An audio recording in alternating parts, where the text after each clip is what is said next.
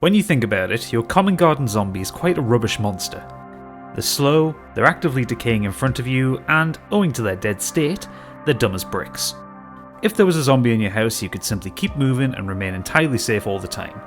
Seriously, you could be making dinner with a zombie shambling around the kitchen and you'd be able to knock up a Sunday roast with no problems. No, the zombie isn't scary, it's just kinda pathetic. Now zombies are a different story.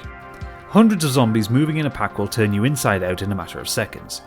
The terror of the zombie lies in sheer numbers. With a pandemic infection rate based on bites and scratches, one zombie can turn into 2, then into thousands in no time at all. That, my friends, is scary. In the world of games, zombies have always been traditionally misused. Resident Evil may have been masterclasses in tension and atmosphere building, but the undead residents of the Spencer Estate and Raccoon City were never really enough to overwhelm. They were more like roadblocks than serious threats. Dead Rising got the numbers right, but the cartoonish action reduced them to little more than industrial lawnmower fodder. Left 4 Dead's creatures were simply too fast to really be zombies. I don't prescribe to the fast zombie trend of the early 2000s. They're dead, they shouldn't be able to outrun a healthy human. No, zombies by and large have always been used poorly. That is, until Dying Light came along. Techland's Zombie Parkour 'em Up was a surprise hit in the early months of 2015. Dropping you into the fictitious Middle Eastern city of Haran, you play Kyle Crane, an agent for a shadowy corporation who was sent to the Doom City to track down some stolen research on the zombie infection, which had turned most of the population into flesh-hungry husks, and in a rather inspired twist, you get bitten in the opening cutscene. This leads to a mad panic through the city to secure supplies of antizin, a drug which suppresses the infection and stops people from turning. Between the vast hordes of zombies, the solid free-running system, an in-depth crafting and generous leveling up framework, the game was widely praised and is considered one of the best zombie games ever made. It's not without its flaws, but it's a superb game nonetheless. Almost exactly a year on from the original release, developer Techland is about to give us a generous expansion in the form of the following, and the accompanying Enhanced Edition bundle. The following takes place sometimes after the events of the main game. Once again, you're in Crane's shoes as information comes to him that not only is there a way out of Haran, but there is a settlement nearby where the people are immune to the infection. Even those bitten don't turn. Obviously this news is far too important to ignore, so you're dispatched to get more information. However, when you arrive, things aren't quite as rosy as your informant made out. The area is still overrun with zombies and infected, there are bandits roaming and pillaging as they see fit, and the immune locals aren't willing to talk to strangers. Before they'll open up to you in any way, shape or form, you'll have to help them and build up your own following. You see what they did there? The first thing that strikes you is you're definitely not in the city anymore. The urban sprawl of Haran is a long lost memory as you emerge from the sewer system into an absolutely gorgeous rural landscape. There are rolling hills, fields and trees as far as the eye can see. Whereas Haran was almost claustrophobic in its design, now you have open spaces to play in and vast tracts of land to explore. The expansion's area is easily as big as Haran itself, and there's just as much to do to keep yourself busy. However, this in itself changes the core gameplay mechanic, the Parkour System. Without hundreds of buildings of varying sizes, you're pretty much ground-based for most of your time with the game. There are a few buildings dotted around, pipelines that will carry you above the shambling hordes below, and even a network of hunting towers that you can use for moments of quiet reflection and safety from having your face eaten. However, to make your life easier, you're going to need some wheels. Fortunately, one of your primary objectives in the following is to retrieve a car. After all, with miles of countryside around you, you're going to need a way to get around it. The driving has been integrated in the game very well and acts as one of the biggest changes in the DLC. The buggy you're given, take, is fast, powerful and rapidly becomes your new best friend. Several of the early quests actively encourage you to blast around the world as quickly as possible, even in some cases under some very tight time limits. You should never underestimate the joy of lining up the buggy with a group of zombies, hitting the nitro and watching them fly over the hood of your vehicle. It provides endless fun, I can guarantee it. And I can almost guarantee that you'll spend a good amount of time perfecting your handbrake turns into undead victims and watching them fly in all directions. It really is as fun as it sounds. The controls can be slightly twitchy, especially if you're playing on the PC with a keyboard, however the fun factor far outweighs the limitations of the control scheme. There's also a need to keep your buggy fueled up. Driving around costs gas, and without it you're a sitting duck, so the game encourages you to spend time looting fuel from every car you can see. Scavenging was a huge part of the main game, and it's just as important in the following. You'll need to find components to upgrade and repair weapons, craft consumables, and even upgrade your trusty vehicle.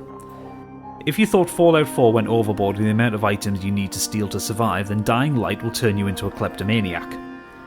No house, cupboard, chest, duffel bag, car, or ambulance should be left untouched. You never know when your favourite weapon is going to break and you'll need some string, a battery, and several nails to put it back together again. Moments like this tend to result in a swift death if you don't have the right materials to hand. One of Dying Light's biggest draws was its day and night cycle. Butchering zombies during the day is one thing, but at night things get significantly more dangerous. When the sun sets, the volatiles come out to play, and they are not to be trifled with. They are faster, stronger, and more aggressive than the normal zombies, and they will give chase with little to no provocation. However, one of the criticisms leveled at the main game is that it was very easy to outrun them. You simply had to keep running and eventually they'd give up. With the following DLC, the enemy AI has been given a boost and the volatiles will take some serious effort to shake. They're smarter and more persistent than they ever were, and as a result, they're even more terrifying. A new class of enemy has been introduced as well, the Freaks. These giant behemoths are zombies that have been exposed to toxic waste and mutated into some pretty intimidating boss monsters. There are several of them dotted around the world, and wherever they appear, they make that particular area uninhabitable for humans. These creatures have specific weaknesses and are almost like a Dark Souls boss, in that you need to learn their moves, identify their weaknesses, and exploit opportunities if you're to stand any chance of coming out of the fight alive. Once you kill them, you'll curry favour with the locals and create new safe zones. One of the greatest improvements in the main game is the story and characterization, which are orders of magnitude better than in the past.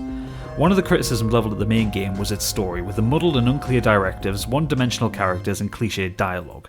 With the following, the player is treated to a small but diverse cast of characters, from the wheeling and dealing Khan, to the stoic faith of Jazir, via the attitude and sass of Ezgi and the friendly swagger of Bilal. The group you are helping are weak, vulnerable, and always suspicious of you. You're an outsider and they've survived long enough to know that outsiders aren't to be trusted. You need to earn their trust before they'll give up the secrets of their resistance to the zombie outbreak. It gives the game a new dynamic rather than working to a secret agenda as Crane was in the main game. Your actions are directly helping those in need. Whether you're reconnecting a water supply or locating the remains of a long missing camp member, you are making a difference to a small community of survivors. It's worth mentioning that the difficulty curve of the following is slightly different to the main game. This is, after all, endgame content, so there's an expectation that not only will you have mastered the controls, but that you're capable of navigating the environments efficiently and you've reached an appropriate level to get yourself going. Bandits are by and large armed to the teeth and regularly shoot on sight. However, shooting also attracts virals, the faster, more aggressive form of the normal zombies, meaning that if you're caught outside in a firefight, you'll not only have to pay attention to those shooting at you, but to the sprinting undead coming at you from all directions. The special enemies, freaks, and hardcore bandits all take persistence and dexterity to take down. After all, you're one man who is unlikely to be wearing armour and is rather weak against bullets. You have to fight smart to stay alive and progress. The difficulty isn't as savage as, say, Bloodborne the Old Hunters, but the following will definitely challenge even the most seasoned of Dying Light players. Overall, the following does a great job of not only refining the Dying Light formula, but actively building on it. The area that you're given to play in is huge, the new toys are supremely fun, and the changes to enemies make them a significant but welcome challenge. It's very rare that I would consider a DLC to be a worthwhile investment, however, if Dying Light is your thing, then the following is definitely a worthwhile purchase. If you haven't played Dying Light yet, then now is the perfect time to pick up the enhanced edition of the game, which comes with the following and all the other DLC that was released in the past year. Either way, the value for money here is fantastic, and one of the best games of 2015 gets even better. Now, where did I leave my buggy?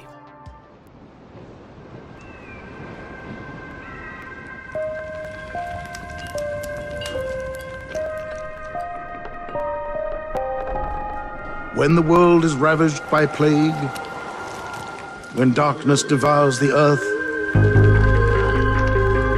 when men are as beasts to one another, when humanity shall be struck by corruption of both flesh and soul, then shall be revealed one man who, through an act of ultimate sacrifice, shall accept the mercy of the light. Mother is good. Mother will help us. And the God of the Sun shall be revealed through him, and through him will he speak. And his voice shall be the light and the healing. And he shall pass through the gates of death, so that he may bring new life.